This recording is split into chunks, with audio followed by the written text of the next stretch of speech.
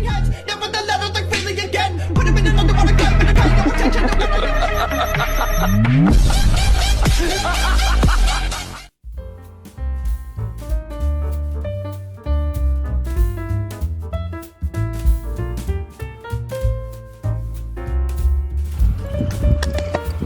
Dun dun dun dun. Hey, guess what today is? Guess. You gotta guess. I'm not gonna tell you. Alright, I'll tell you. Today is hot. That's all. Absolutely it. Just hot. Like every day, it's freaking hot out here. Anyhow, I got some errands to run. Come on, start up. Dude, this Suburban, I feel like, is in need of some love, man. And I mean the type of love of like tearing the heads off and putting new lifters and checking the push rods and all that kind of stuff. Cause it just hasn't been the same lately. Anyhow, got a few places we gotta run, and we're gonna run there right now. We'll drive, you know what I mean.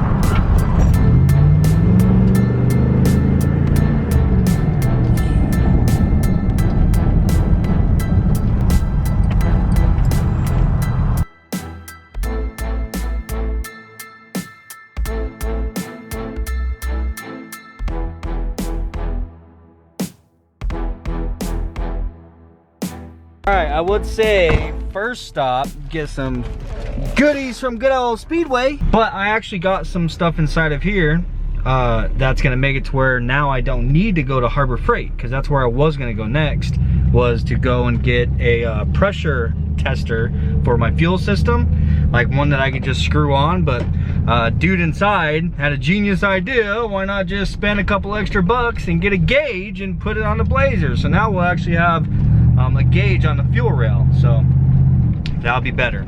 So back home we go, my friends. Back home we go. All right, we are back at the house. So I ended up getting a Walbro, like I mentioned that I wanted to get. This is a Walbro 340, something like that. I don't know. Yeah, it's a Walbro 340. It's still a 255 liters per hour fuel pump. Now, I also ended up getting, so this fuel pump wasn't like a kit. So you had to buy the pigtail separate, and then you had to buy the sock separate. So I got the sock and the pigtail for it. And I also ended up getting a fitting to add into my fuel line, and then a gauge. So we can go ahead and put a fuel pressure gauge on here. Shout out to the guy down there at Speedway. He actually brought this up because I mentioned to him that I was running a Harbor Freight right now to go and get a pressure tester. Like, because I know we have this like little like pressure valve right here, Schrader valve, whatever you call that, and I know you can hook up like a pressure tester right there, like a pressure gauge, and be able to see what your fuel pressure is at. That's what I was gonna do, and then the guy at Speedway brought this up, and I was like, you know what? That's a good idea, bro, because then I'll just have a gauge on my fuel rail at all times, and I'll always be able to see what my fuel pressure is. So before I get into installing this fuel pump, let me put this out there. Either way, I'm putting this fuel pump in, and I'm going to take the Amazon pump out. Even if this doesn't end up being our problem, I think that this is a good idea to go ahead and put a better fuel pump inside of there. But before we go tearing into that, I want to actually put this pressure gauge up there. Install this on, and then we got to see if I can make the truck obviously repeat what it is it's been doing, and then I could check the fuel pressure and see if the fuel pressure is suffering like during the same time that this thing's doing the cutting out thing, you know. I mean, that would be an easy way to tell if that is actually the case. But before I can do anything, I need to run out there and go snatch the battery out of the damn Suburban. Now, I need to get another battery for the freaking Blazer, bro. So, speaking of the Suburban, the AC stopped working in the Suburban. And it's been miserable going anywhere. This was the only vehicle that I had that has working air conditioning at the moment. All my other vehicles that have working AC, I have given away. The EK, the BMW, like... only one I got left is this. And I'm not gonna lie, I absolutely hate working on air conditioning systems. I mean, whenever it comes to replacing parts, like putting a compressor in or something, that's easy, you know what I'm saying? Shout out, somebody just ordered a pre-order shirt. Danny Torres just ordered a shirt while we are over here taking the battery out of the Suburban. You know, whenever, like if I needed to put a compressor in or something, like that's no big deal. But whenever it comes to like filling the AC system up and all that, I don't have the pump and the gauges and the lines and all. I don't have all the stuff to do that, so I'm probably gonna take the Suburban and drop it off to the boys over at American Muffler in the morning so they can figure it out for me, dude. I'll just drop it off and then let them fix it and pick it up.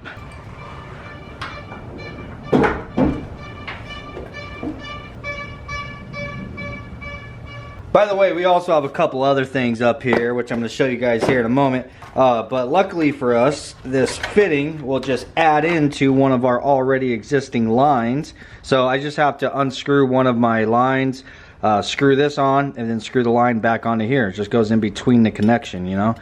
And I don't know if I should I be putting like white tape between this or something? Maybe. I'm just gonna go ahead and put some of this liquid stuff. I've actually seen people use this on AN lines, so I mean, what could it hurt, right? Hopefully nothing.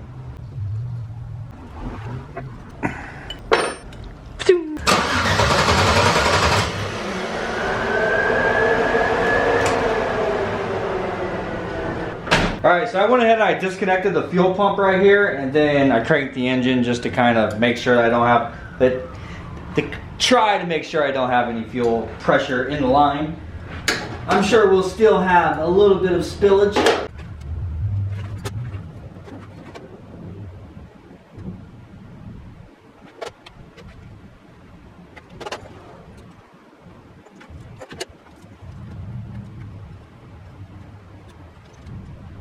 Of course there's a problem, bro. Why wouldn't there be a problem? I mean, I would be absolutely crazy if I was to think that there wasn't going to be a problem. So I had to use these 180-degree connectors up here. So as you guys know, my fuel lines come up here and then they wrap back to the fuel rail right here.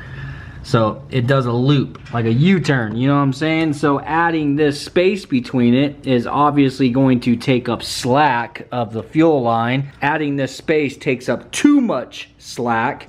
It actually puts tension on the fuel line. So pretty much if I put this in there, there's gonna be tension on my fuel line. So any movement that the engine does is going to be directly just yanking on my fuel line at all times. As the engine moves, it has that slack to where it's not going to be yanking on them, but yeah, this is going to take up that slack. That's what I'm telling you, dude. Everything with this Blazer so far. And no, it's not a Chevy thing. No, it's not an LS thing. No, it's not a go back to Honda's engines thing. Because honestly, that's why Khaki is sitting over there, a shell, because I had the same freaking problem with that car. Every tiny little thing that I try to do to this Blazer turns into a whole ass process. So now to run this, I need to order some more line, and I need to make a slightly longer line. Yeah. Oh man. All right, I found some slack. This right here is our feed line, and it was like swooping that direction like a lot more. So I just loosened it and kind of straightened it up a little bit, and then just tighten it back up. So now it's running a little bit more straight. So it's still not in danger of coming in contact with anything, but it should give us enough slack, hopefully, that we can now get that damn gauge on there without making a new line.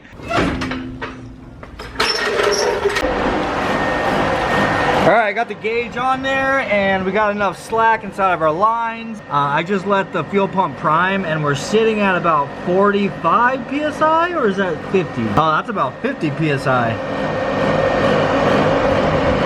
So that's where we're at. Just turn the ignition on. I mean, that's, I think you're supposed to have, on an LS, I think it's supposed to be around 50. It might have been 60, something like that. But I want to see what it's at while it is actually running. But before we do that, we have to give another huge shout out to Roger Granville once again. So I mentioned in a previous video that he sent out a set of spark plug wires in which didn't fit, so he ended up sending out now a set of 45-degree spark plug wires. So 45-degree meaning this section right here that actually goes onto the spark plug is at a 45 degrees. So I'm gonna go ahead and see if these are gonna work. I feel pretty confident that these ones are going to work. These are the ones that I was actually going to order. I just recently found these. Another subscriber sent them to me. But I want to get all these pulled off, and we're gonna swap out the spark plug wires for these ones before I start this thing at all, because I have now learned from experience that it is literally impossible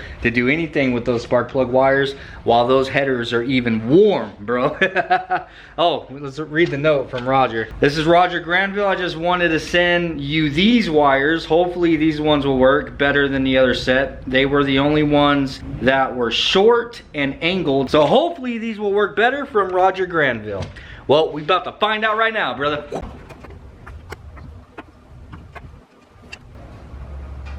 Oh my God! Ow! That's probably gonna bleed.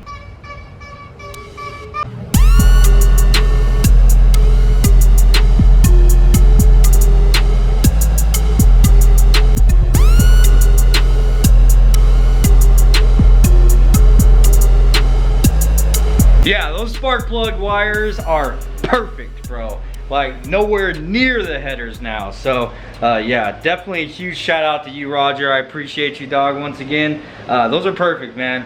Nowhere near the headers. That's exciting. But check this out. I'm putting the spark plug wires in, and I'm kind of like leveraging myself, like with my elbow. And look at this. I didn't even put a lot of pressure on there, bro. It just snapped. Like, freaking really? Like, it's all good, man. Honestly, I need to ditch the factory one anyhow, because I do want to open this space up. So I need to order like an aftermarket one that I can mount up here close to the radiator, maybe on this side.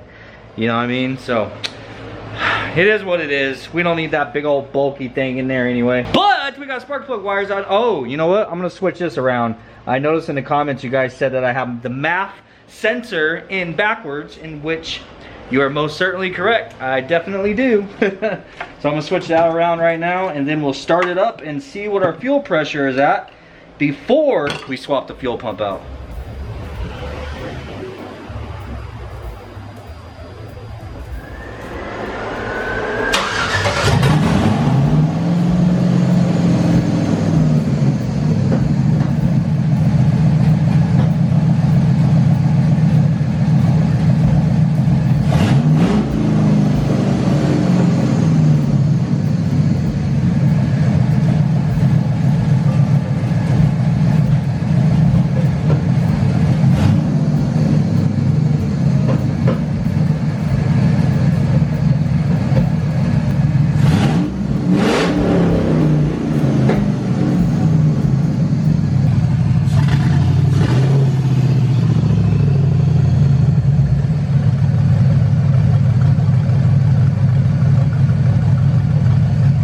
That's it right there.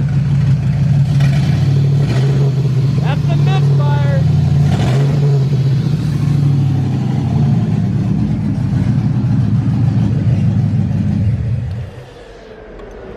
Yeah, so it started doing that misfire right now, but my fuel pressure did not drop. It actually stayed at the same exact place. It's running at, well, right now it's at like 48 or so, but yeah, it's sitting at about 50 PSI fuel pressure, which is where it should be. All right, so a couple of things. For one, it's real poppy.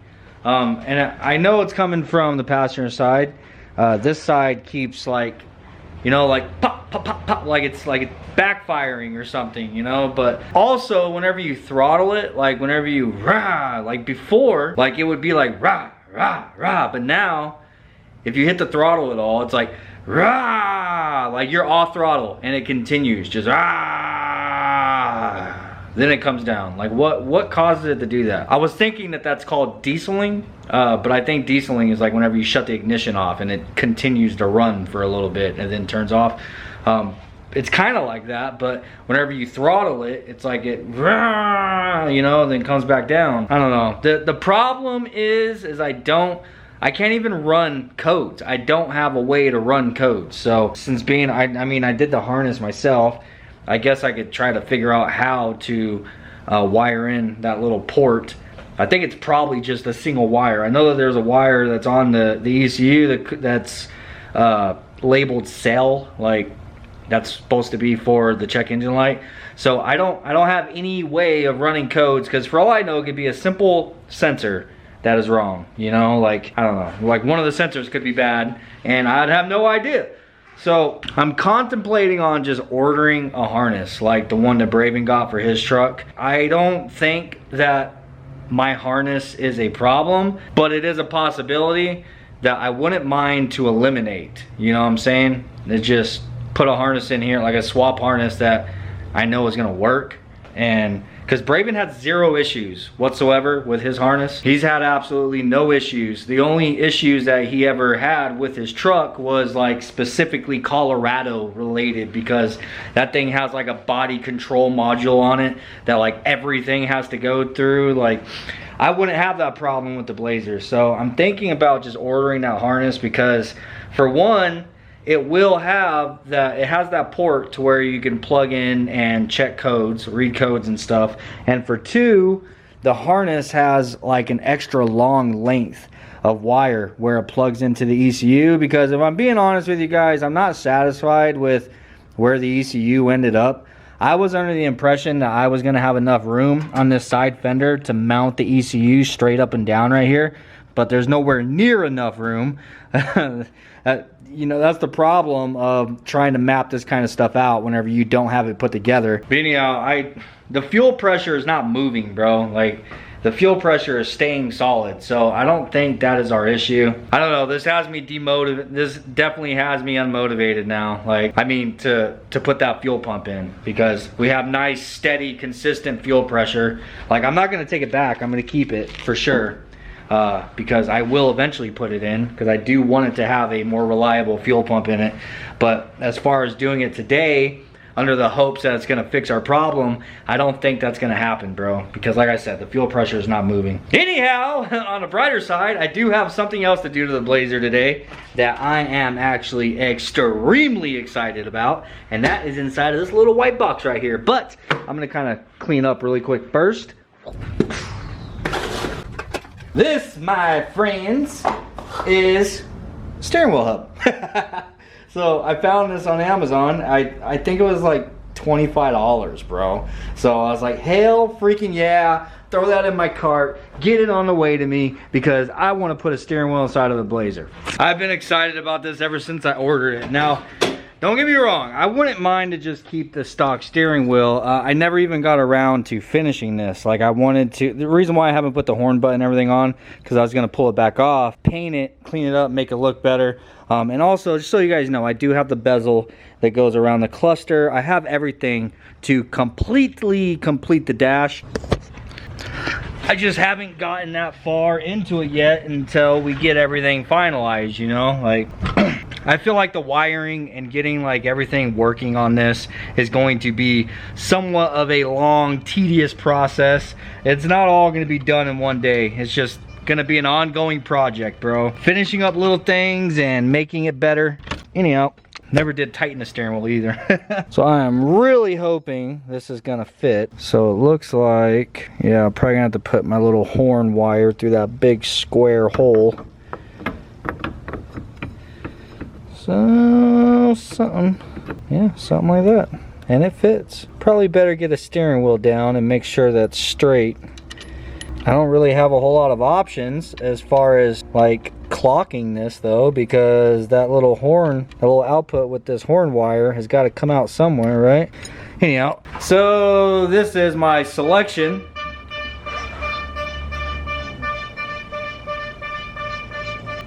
Shut up. So this is my selection of steering wheels. Which one do you think I'm gonna go with? Of course the one that has somewhat of a flat bottom, right? By the way, I never did find my Phillips tip for the drill.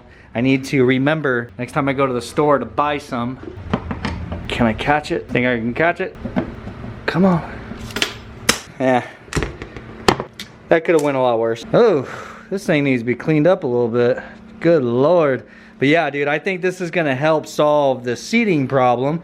As you guys know, I got this seat, the driver's side, I got it to come down quite a bit. I still need to do the passenger side, but it's still really tight getting in here, like squeezing your leg between that steering wheel. So, oh my God, bro, that's gonna be so much better, bro. I need to get this thing cleaned up before we put it on though.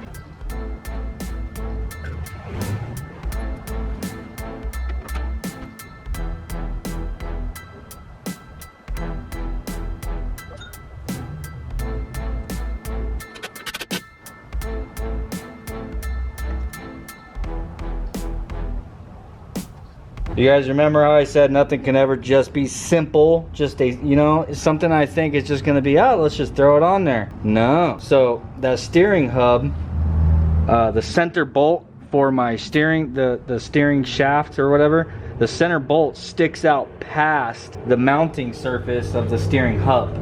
So since being this steering wheel is completely closed off, in which, by the way, my horn doesn't work. It's the reason why I'm not really worried about having a horn button. Yeah, I'm having to put freaking washers on the back. In which, believe me, I know it's not ideal. I know it's probably not safe in some kind of way. But when I was ordering this, I noticed that they had a spacer, like a thin spacer that you can put on it. And it comes with longer bolts. I'm gonna have to order that. I was gonna order it as a just in case, but I was like, I'll be fine. Yeah, of course not. God dang it. All the washers fell off. Son of a bitch. I was trying to do it one bolt at a time, putting the washers on it, but that was more of a pain in the ass than this, believe me.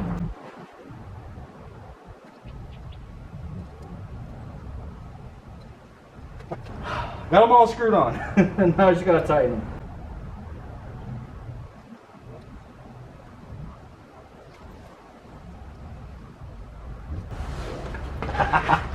Oh, it's so much easier to get in and out, bro. Feels normal now. That's it.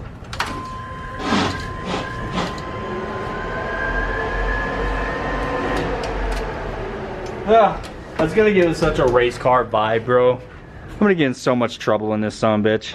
I was doing some research on like why it's doing that slow rev down. Like it'll rev up and then it slowly revs down and like it holds the RPMs like forever for whatever reason. And a lot of stuff that I was looking up was saying the idle air control valve, in which ironically we just got done messing around with a few times. So I don't know, man. I think I'm gonna go ahead and try and just put this 102 millimeter on here that Roger sent out. I've been kind of holding off on this because I was watching a Richard Holdner video and he mentions that there is absolutely zero gain from a 102 millimeter throttle body unless you have a 102 millimeter intake manifold. So my goal is to get a Trailblazer SS manifold. The opening on them they are 102 millimeter. It's cathedral port and it's a 4-bolt manifold, which will take a 4-bolt throttle body. So I was gonna hold off until I got that intake manifold. But since Roger is so kind, he actually sent out a conversion as well. So this will allow us to run this throttle body, since it is 4-bolt. So you see, for those of you who don't know, this throttle body has 4 bolts that mounts it onto the intake manifold. The stock throttle body on here is only 3 bolts. So therefore, this intake manifold only has 3 mounting bolts. So you can't just throw that throttle body on here. You actually need a conversion. So that's what this right here is. This converts it from 3-bolt over to the 4-bolt that we need in order to mount this. So I'm gonna go ahead and put this on. Reason being is it has a brand new IAC on it. Though all the videos that I've watched, the people installing these throttle bodies, they always take the IAC and the TPS sensor off and they put their stock ones on to run OEM sensors rather than running the cheap ones that come on these throttle bodies, you know what I'm saying? But I'm just curious to see if it will hopefully fix that revving problem. Maybe that's the reason why we're having the backfiring problem and stuff. I don't know. I don't have a way of running codes on this son of a bitch, so the only thing I can do is try to throw a part at it and see if it fixes anything.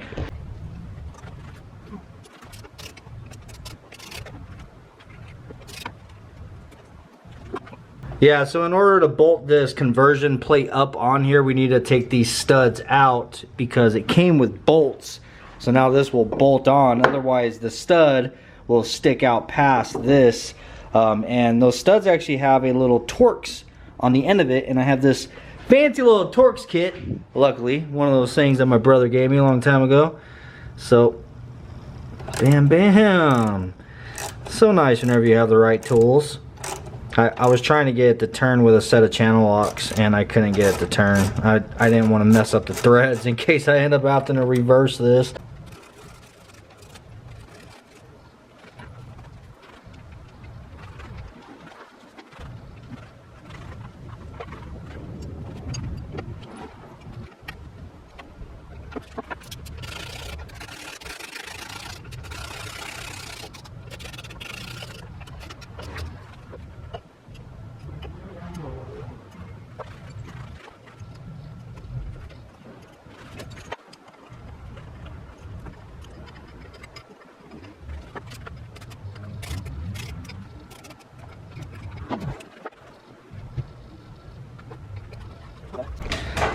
Alright, that damn thing most certainly looks good on there. It opens up a bunch of new problems. For one, the throttle body is now way closer to the radiator for fitting an intake. My tube, I don't think this is even gonna fit on there. Actually, it might fit on there. I don't know. We'll have to mess with it, but I just want to start it and I want to see if this is going to change it. And also my little ghetto setup for my throttle cable doesn't reach now.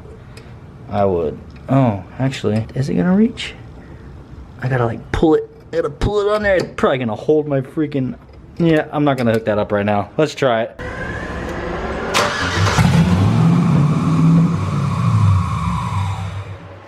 The motherfucker said no thank you and turned the hell off. Why?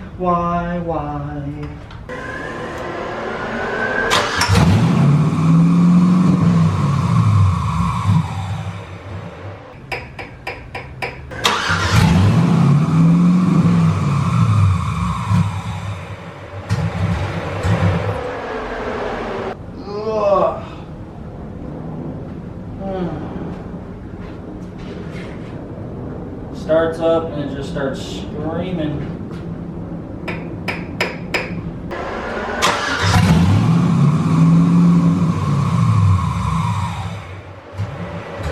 Why must I be like that? Why must I chase the cat? Talking about the dog again, maybe. Let's try to unplug the MAF sensor, maybe.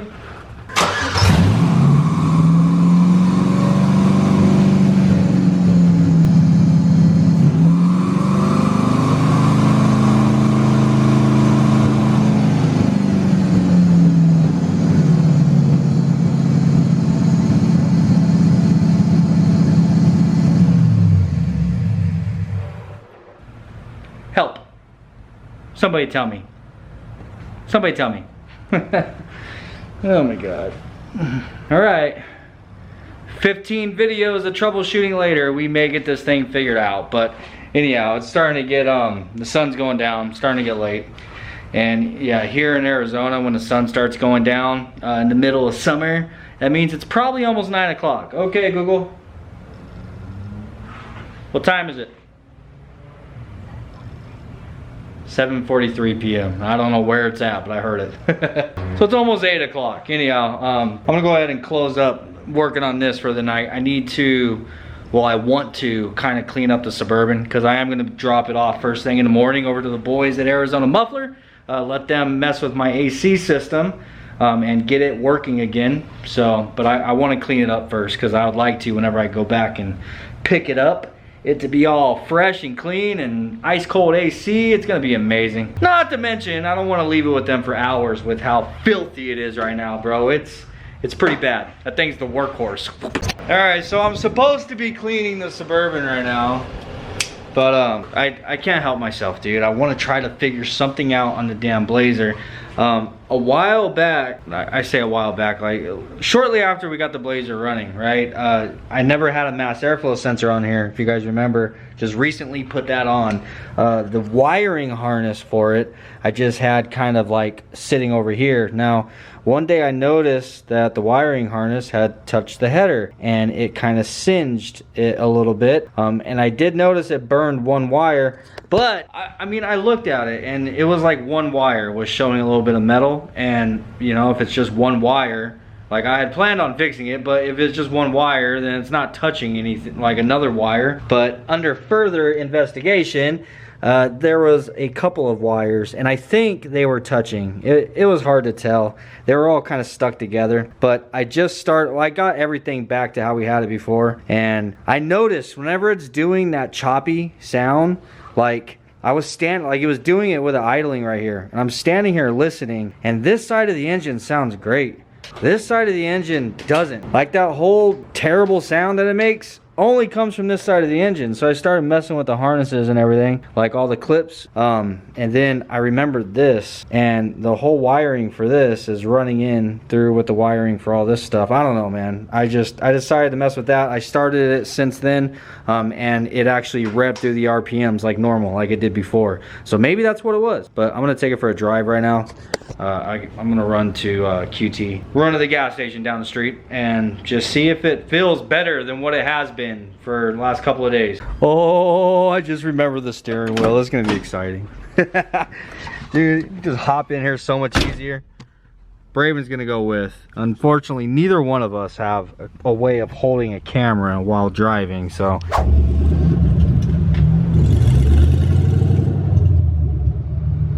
Well, it does feel better, but it still did the choppiness. So, I mean, that whole rev hanging thing, it's not doing the rev hanging thing anymore, but it's still doing the choppy thing. Damn, at a gas station together, look at this. Bro, we're just going inside for a second. Yeah, there's tweakers here and I actually have valuables. Gonna be a late night tonight, so I gotta grab some Red Bulls.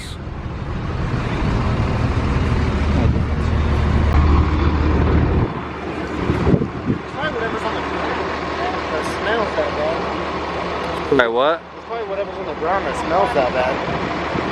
Looks like somebody got their head busted open. Yeah, it does smell pretty bad.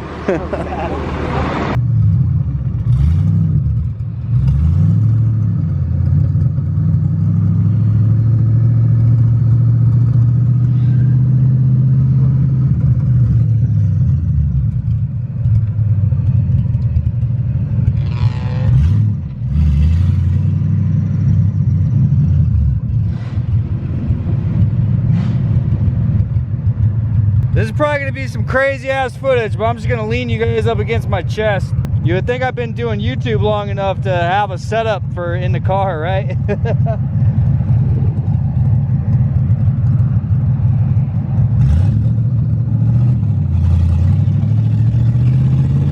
See? It's already doing it. I gotta cut the ignition to get the damn thing to stop acting right.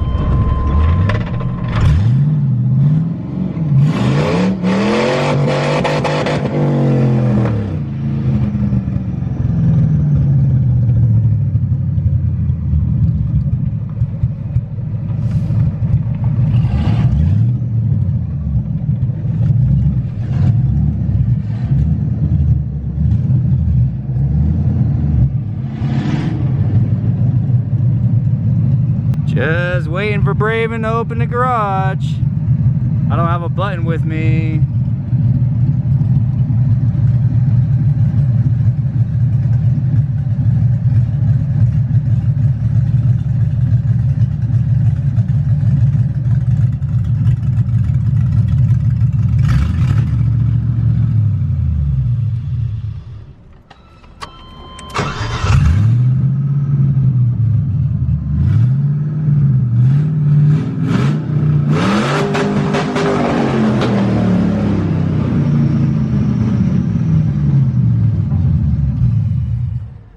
Well, I'll get this thing figured out eventually. It is running better now. It's not doing that rev hanging thing, but it's still doing the cutting out at a certain RPM, or it's not even an RPM, it's just intermittent. It's doing that cutting out thing. Anyhow, I ordered a harness. Same harness that Braven has, but for drive-by cable, not drive-by-wire. So I ordered a harness, so whenever that comes in, I'll be able to swap over to that harness. The leads that go over to the ECU are gonna be a lot longer, so I'll be able to find somewhere else to put my ECU, and it'll have a port that we could actually pull codes. Like, cause I know this thing has to, it would have a check engine light on right now, and I wanna be able to see what codes it's throwing. That will probably help us tremendously in the troubleshooting, you know what I'm saying? But anyhow, I grabbed some Red Bulls cause it's gonna be a late night for me. I still gotta clean the Suburban and then edit. Oh wow, let there be light. I gotta go to bed. And it was good. I need to move Gotham. I think we'll just put it in the yard for now. Or we could put it behind Marcus's car. Let's put the Suburban up here.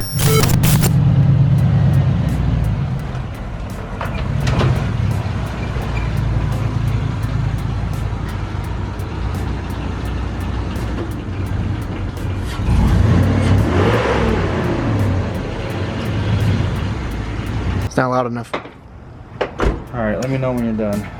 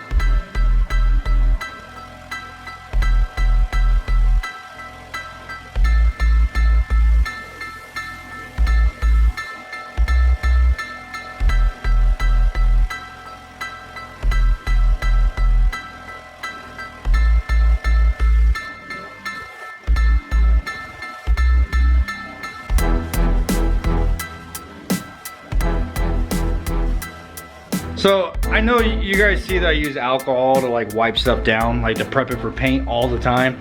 I use alcohol for like everything, dude. I like using this stuff for wiping things down, for like cleaning, like hell, the interior of the car. Alcohol works really well, especially like, you know, whenever like this kind of stuff right here. You see how this is like stained? Alcohol tends to get that kind of stuff out really well. So just use an old freaking ripped up rag and drench it, dude. Like, I clean my bathroom inside the house with alcohol even. Like, I do this, I completely drench a rag, and that's what I use to wipe down my sinks and all that kind of stuff. I use Super Clean inside of the house as well, but I will say my favorite thing for wiping stuff down, even my laptop, I use alcohol, bro. I feel like this is pretty common knowledge, but I don't know, maybe some of you guys don't know. Look at that. Brand spanking new, bro. Hell yeah. So I'll go through and I'll wipe basically the whole entire interior down. And this has been in the footage many times. I'm sure you guys have all seen this. There's like drips going down. So this is where my freaking cell phone holder was. But as soon as we hit summer, dude, the rubber suction cup completely melted. Like, this is the suction cup running down my window right here.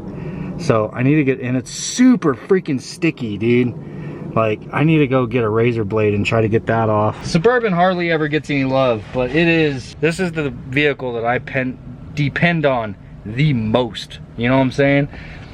And God, it has been so unbearable ever since the AC stopped working. I am excited to get it fixed tomorrow.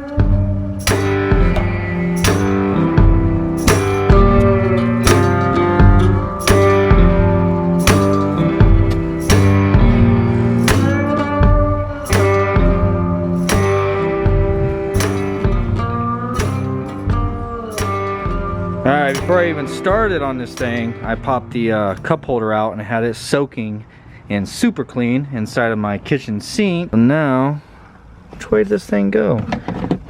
Actually, is this reversible? Damn, I think I could put that whichever way I want to. Alright, anyhow, got this thing all cleaned up, got everything wiped down, cleaned this front windshield, got all that crap off of it.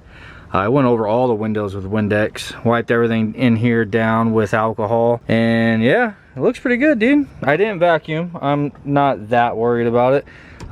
It would be nice to eventually replace these seats someday. Either replace the seats or get new covers. Oh, look at that. I did find on eBay they have replacement covers for these. What the hell is that? Oh, that goes in my wallet, bro. That fell out a long time ago. It's like a little badge that was in it. That's funny. Just finding shit left and right. Got this thing all cleaned out. Holy, this was completely full of receipts, bro. You guys know how it is. Anyhow, yeah, it's cleaned up. Oh, like I was saying, I would like to replace this one day, but it's just one of those things, bro. You have so many projects going on. Do I really want to, when I have the money, like blow 300, 400 bucks on these seats where I have so many other cars to put that money into, you know what I'm saying? But eventually, one of these days, I need to do it because this is starting to get really bad. The passenger seat, while it does still look really bad, it's not nearly as bad as this one I have to sit in every day. Now, one other thing that I would like to do, if I can, what the hell's going on in here? Dude, I knew the FBI has been tracking me. I'm just kidding. What is that? Like, does that go to an old alarm? Bro, what is that freaking thing, bro? Anyhow, the driver's side seat, the controls don't work. Can't go forward or back, or, you know, sometimes you need to kind of lean this back a little bit for some things, you know? I'm just kidding. Yeah, I haven't been able to move my seat in forever, so I want to see if I can find the fuse for it, and hopefully that's what it is. All right, well, I found the fuse for it, and it is actually this big old freaking thing right here. This is the fuse for the seat. So if you pull this out, the passenger side doesn't work either. So right now, the passenger side works. Everything on it functions. It's just the driver's side doesn't. So if you pull this fuse out, then that side doesn't work either. So I would assume, since one fuse is basically for both seats, it must not be a fuse thing. It must be this seat thing. So I was trying to watch videos on YouTube. None of them are specifically for a... I was trying to find a video on YouTube, but like none of them are specifically for a 2001 Chevy Suburban. Like there's a bunch of GMC Sierra. I'm sure it's all very similar, but a lot of people's problems are either this whole entire switchboard right here went out, which honestly, at this point, I feel like I ought to just replace the entire seat. You know what I'm saying? So if it is this, then whatever. Whenever I replace a seat, then I'll replace that too. That, or I guess the lumbar back here like breaks loose, and whenever it does that, it messes up the ground that goes to the seat in some kind of way. Either way, it's a bunch of crap that I don't feel like dealing with right now. At least the seat got stuck in my sitting position. You know what I'm saying? It's not like I'm too far forward or back or anything like that. I would just like to be able to move it if I want to. But all right, Suburban's clean. Made a little bit of progress on the Blazer. New spark plug wires. I'm definitely stoked about that. And I think we fixed the idle hang problem. Now I just need to, honestly, dude, I I want to eliminate it being a wiring problem, so that's the reason why I just went ahead and I ordered the harness. Screw it. Don't get me wrong, I'm super proud that we made this harness ourselves. I think I did a really good job on it. I definitely spent a lot of time on it, and it's going to end up on Facebook Marketplace. Somebody else can have it. But yeah, I really like the harness that came on Braven's truck. He has had zero issues with it. It was super clean, and even now, like, I don't think that my harness is any better than his. Like, it doesn't have this kind of loom on it. It has regular loom, but I don't give a shit, bro. I'd rather get it right than have it tight, you know what I'm saying? Yeah. Plus, like I mentioned earlier, I want to be able to put my ECU somewhere else. I just don't like it there. I do want to kind of clean the engine bay up. I feel like it has already gotten cluttered. We're gonna get rid of that thing. Anyhow, I'm gonna go ahead and end the video here. I gotta kind of clean up out here. We're gonna be getting up first thing in the morning and dropping the Suburban off over there at American Muffler so they can knock that AC out for me. Definitely excited about that. And then other than that, dude, I don't know what it is I'm gonna work on tomorrow. Maybe the CRV. I have a few things to do to the CRV. I don't know. I'm sure we'll find something to do. Peace. I'll see you then.